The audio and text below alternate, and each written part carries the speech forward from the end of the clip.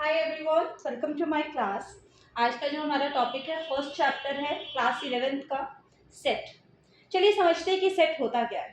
Set is the well defined collection of object. What it means कि इसका मतलब क्या है कि मैंने क्या बोला यहाँ पर, सेट क्या है, वेल डिफाइंड कलेक्शन है ऑब्जेक्ट्स की। इस चीज़ को डेफिनेशन को एक्सप्लेन करते हैं एक एग्जाम्पल के साथ। चलिए मैं एक एग्जाम्पल लेती हूँ। मैं एक सेट लेती हूँ। इस सेट में मैं कुछ इवन नंबर्स रखती हूँ। सपोज कीजिए मैंने इसमें इवन नंबर रखे अप टू 10, राइट। तो ये मेरा सेट है। अब मैंने इसको कैसे डिफाइन किया? Set is the well defined collection of objects, right. अब ये मेरा जो सेट है, फर्स्ट थिंग रिमेंबर, सेट को हमेशा हम लोग कैपिटल लेटर के साथ डिनोट करते हैं। जब भी आप सेट फॉर्म करेंगे, सेट को हमेशा हम लोग कैपिटल लेटर से डिनोट करेंगे। और जो इसके अंदर ये ऑब्जेक्ट्स हैं, ये क्या कहलाएंगे? हमारे objects. You can also call this elements. आप इनको एलिमेंट्स भी कह सकते हैं, आप इनको मेंबर्स भी कह सकते हैं। तो आप इस तरह से भी डिफाइन कर सकते हैं। Set is the well defined collection of objects, element, member, right. तो सेट क्या है? हमारा इन ऑब्जेक्ट्स की कलेक्शन है, राइट। चलिए अब नेक्स्ट समझते हैं कि अगर कोई एलिमेंट मैं कह रही हूँ इस सेट का मेंबर है, तो मैं उसको किस तरह से रिप्रेजेंट करूंगी मैथमेटिकली। या फिर मैं कह रही हूँ कि कोई एलिमेंट इस सेट का मेंबर नहीं है, तो फिर मैं इसको किस तरह से रिप्रेजेंट करूंगी, राइट। तो इसके लिए मेरे पास एक साइन है, इट्स लुक लाइक ई। जब हम ई लिखते हैं, अल्फाबेट लेटर जो है ई हमारा अल्फाबेट में से, इसको हम थोड़ा कर्व में बनाते हैं तो ये कुछ इस तरह का लगता है। इसको कहते हैं बिलोंग्स टू। तो अगर कोई एलिमेंट इस सेट का मेंबर है, तो हम लोग क्या लिखेंगे? Belongs to A. Let us suppose मैं कह रही हूँ इस two is the member of this set, और अगर आप आंसर देते हैं यस, तो हम क्या लिखेंगे? टू बिलोंग्स टू ए। अगर मैं आपसे पूछती हूँ थ्री इसका मेंबर है इस सेट का, अब डेफिनेटली नॉट। यहाँ पर थ्री है ही नहीं, बिकॉज मैंने ये सेट कौन सा लिया? इवन नंबर का लिया, अप टू 10। तो थ्री तो इसका मेंबर है ही नहीं क्लियरली। तो मैं इसको कैसे रखूंगी? तो जस्ट मुझे इसको कैंसल आउट करना है, राइट। तो इस तरह से आपको बिलोंग्स टू का साइन डालना है और उसे क्रॉस कर देना है, तो वो आपका हो जाएगा डज नॉट बिलोंग्स टू। तो two belongs to set A and three does not belongs to set A. इसका मतलब क्या है कि टू इस सेट का मेंबर है और थ्री इस सेट का मेंबर नहीं है। चलिए नेक्स्ट देखते हैं, कुछ सेट्स लेते हैं, नेचुरल सेट्स जो हम लोग यहाँ पर यूज करने वाले हैं। सबसे पहले हमारा सेट होता है एन। जो हमारा एन सेट है ये हमारे नेचुरल नंबर्स का सेट होता है। अब नेचुरल नंबर कौन से होते हैं? जो हमारे वन से स्टार्ट हो जाएंगे, 1 2 3 4 अप टू सो ऑन। तो नेचुरल नंबर के जो सेट है उसको हम लोग क्या बोलने वाले हैं? एन से डिनोट करेंगे, कैपिटल एन के साथ। कुछ और सेट्स भी देख लेते हैं। उसके बाद मेरे पास सेट आता है होल नंबर का, जिसको मैं डब्ल्यू के साथ डिनोट करूंगी। जो होल नंबर का सेट है उसमें किस तरह के एलिमेंट्स रहते हैं? नेचुरल नंबर सारे आ जाएंगे प्लस जीरो भी आ जाएगा। तो होल नंबर का सेट मेरा कहाँ से स्टार्ट होगा? Zero up to so on. इसी तरह जो हमारे इंटीजर्स हैं उसके सेट को हम लोग जी के साथ डिनोट करते हैं।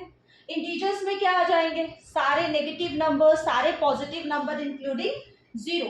तो मेरे जितने भी पॉजिटिव नंबर्स हैं और जितने भी नेगेटिव नंबर हैं वो सारे मेरे इंटीजर के सेट में आ जाएंगे। इसी तरह अगर आपने रैशनल नंबर के सेट को रिप्रेजेंट करना है तो उसको हम कैपिटल क्यू के साथ रिप्रेजेंट करेंगे। रैशनल नंबर कौन से होते हैं? जो p बाई क्यू की फॉर्म में हम रिप्रेजेंट कर सकते हैं। और जहां पर आपका ये जो q है, डिनोमिनेटर है, वो हमेशा क्या होगा? जीरो से बड़ा होगा, कभी भी जीरो नहीं होगा, नॉट इक्वल टू जीरो। तो रैशनल नंबर का सेट हो गया। इसी तरह से आप रियल नंबर का सेट अगर बनाते हैं तो रियल नंबर के सेट को आप कैपिटल आर के साथ डिनोट करते हैं। रियल नंबर्स क्या होते हैं? सारे whole number, integers, rational number, irrational number, ये सब क्या है? हमारे रियल नंबर्स हैं। चलिए नेक्स्ट चलते हैं। अब इसकी कुछ कैटेगरी करते हैं सेट की। सेट को मैं टू पार्ट्स में डिवाइड करती हूँ कि सेट की अगर मैं दो कैटेगरीज चेक करूं, पहली है रोस्टर फॉर्म और दूसरी हमारी है सेट बिल्डर फॉर्म। तो पहले डिफाइन करते हैं हमारी रोस्टर फॉर्म को। रोस्टर फॉर्म को हम टैबुलर फॉर्म भी कहते हैं, राइट। और दूसरी हमारी है set builder form.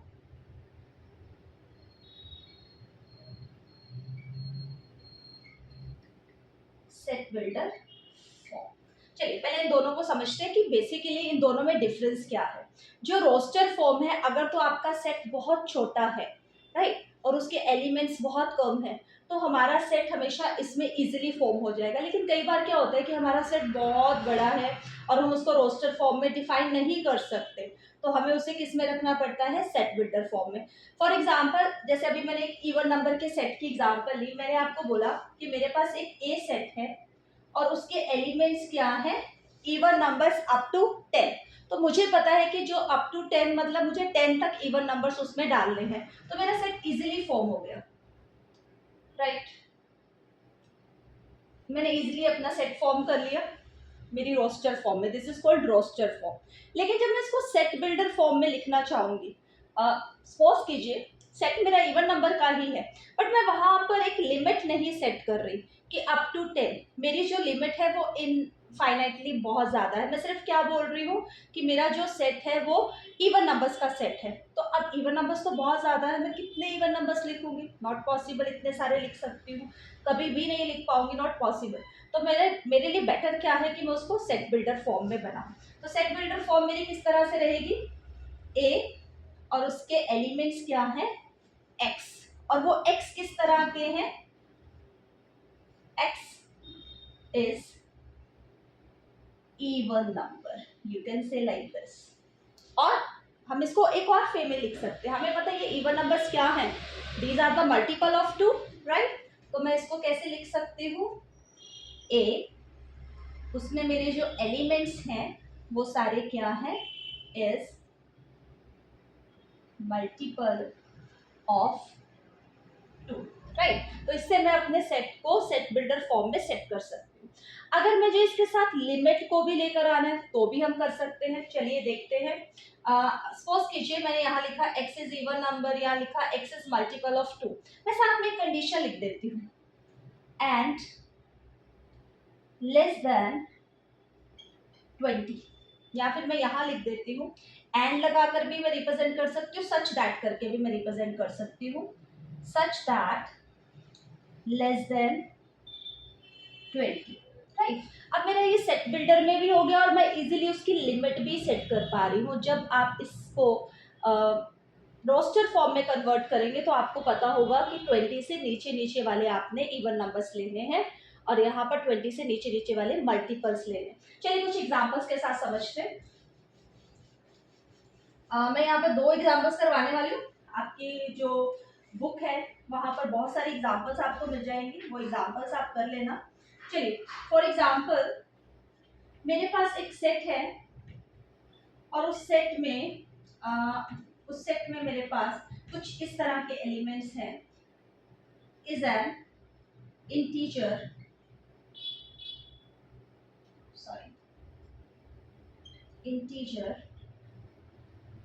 And such that -3 less than x minus set. चलिए एग्जाम्पल लेते हैं। अब ये सेट है क्या, क्लियरली सेट बिल्डर फॉर्म है, क्योंकि हम एक एलिमेंट ले रहे हैं और उस एलिमेंट को डिफाइन कर रहे हैं कि इसमें किस तरह के एलिमेंट्स रहने वाले हैं। तो यहाँ पर जब मैं इसको, ये मेरी सेट बिल्डर फॉर्म है, मैं जब इसको रोस्टर फॉर्म में कन्वर्ट करूंगी, एग्जाम में ये क्वेश्चन आएगा कि सेट बिल्डर फॉर्म को आपने रोस्टर फॉर्म में कन्वर्ट करना है। तो जब मैं इसको रोस्टर फॉर्म में कन्वर्ट करूंगी तो मेरा सेट कुछ किस तरह से रहेगा। अब मैंने यहाँ पर x वाले एलिमेंट किस तरह के उठाने, मेरी x की एक रेंज सेट है, राइट। मेरा -3 नहीं लेना है, मैंने -3 से बड़े नंबर लेने हैं और 7 से छोटे नंबर इस सेट में रहने वाले हैं। तो मेरी रेंज क्या बनेगी, -2, -1, 0, 1, 2, 3, 4, 5 एंड 6। देखा, इजीली सेट बिल्डर फॉर्म को हमने रोस्टर फॉर्म में कन्वर्ट कर दिया। चलिए एक और क्वेश्चन देखते हैं। उसमें हम क्या करते हैं, हम लोग रोस्टर फॉर्म के एग्जांपल लेते हैं और उसको सेट बिल्डर में कन्वर्ट करने की कोशिश करते हैं। चलिए Let us take one more example. Suppose I have a set A and there are element 3, 6, 9, 12 and 15. Now look at the set carefully. अगर मैं इसको बड़े ध्यान से देखूं तो ये जो मेरे नंबर्स हैं ये मल्टीपल है 3 के, और यहाँ पर एक लिमिट सेट है 15 तक, राइट। तो मैं इस सेट को किस तरह से फॉर्म कर सकती हूँ कि मेरे सेट में जो x एलिमेंट है वो किस तरह के रहने वाले हैं। x is multiple of 3 such that, एक कंडीशन है साथ में क्योंकि मुझे उसकी लिमिट सेट करनी है, सच दैट लेस देन 18, क्योंकि 15 तक तो हमने लेना है, राइट। और उसके बाद क्या आता है 3 के टेबल में 18 आता है, तो मुझे पता है ये सारे मल्टीपल है 3 के, तो 15 के बाद 18 मल्टीपल आएगा, तो such that less than 18। Quite easy, right. चलिए, अगर ये वीडियो अच्छी लगी हो तो प्लीज लाइक करना एंड शेयर करना जरूर मत भूलना अपने फ्रेंड्स को।